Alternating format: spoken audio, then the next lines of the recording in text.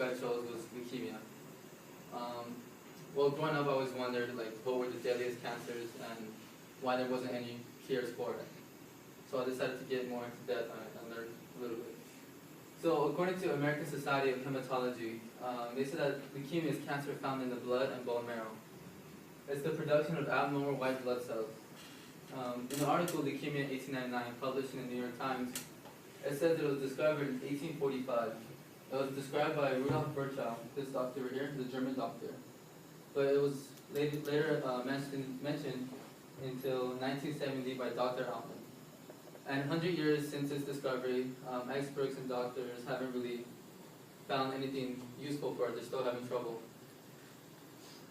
There are 4 types of leukemia: acute myelogenous leukemia, acute lymphocytic leukemia, chronic myelogenous leukemia, and chronic lymphocytic leukemia. AML, acute myelogenous, occurs in both children and adults, and then ALL is the most common type in children, and then CML mainly affects adults, and then CLL is most often in people over the age of 55. I'm credible for this topic because I once lost a loved one to leukemia, possibly I think it was 8 years ago, and no one knows the causes of leukemia, but they do know the symptoms, how to treat it, and how the patient can cope with the stress that it gives them. So first, I will explain the symptoms, and then describe some of the treatments, and show you how a patient can cope with the stress. Now, what is leukemia? What are the symptoms?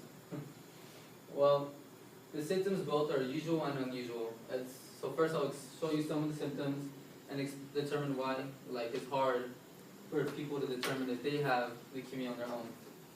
So according to Mayo Clinic staff, they said some symptoms are fever, chills, persistent fatigue, weakness, infections, weight loss, swollen lymph nodes, enlarged liver, spleen, easy bleeding or bruising, red spots on skin, bone pain or tenderness. This picture is a diagram of where the symptoms occur, and it has a few more symptoms, such as night sweats and patches. According to the staff, they said that chronic leukemia progresses more slowly than acute. And then lymphocytic leukemia refers to abnormal growth of marrow cells. And then myelogenous leukemia refers to abnormal cell growth in marrow cells. There are other possible symptoms: anemia, leukopenia, and thrombocytopenia. Here's another picture of some symptoms. It's hard for someone to determine if they have leukemia because the symptoms are kind of usual. So sometimes they'll believe that they have a cold or the flu, and eventually it'll just be too late for them, and they'll end up passing away. So the only way to determine if you have leukemia is through a blood test, and that's when you'll know you're diagnosed. Now that I've explained the symptoms, I will describe the treatment.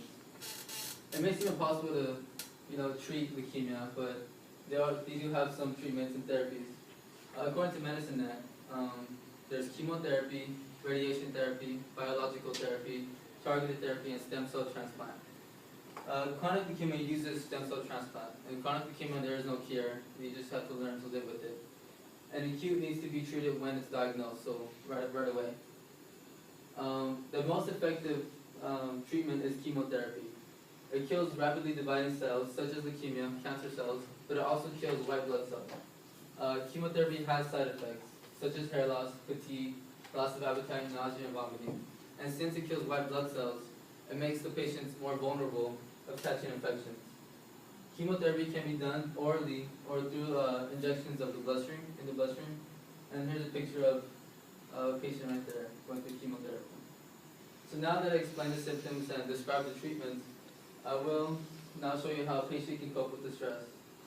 To fully understand how patients cope with the stress, I'll first show you some tips from Mayo Clinic staff and explain one survivor that is a leukemia. So Mayo Clinic staff said it's best for patients to write down questions and symptoms for their doctor, and patients prefer to have a family member or a friend by their side throughout the treatments to support them emotionally and physically. They say it's best for the patients to take time to learn about leukemia to gain some confidence. A survivor is Shane Lapete. He discovered leukemia when he was at work. He felt like a lump on the side of his knee. And he told his colleagues, and they told him to go to the doctor, and then he went. He thought it was no big deal. And then that's when immediately after, they called him into the hospital.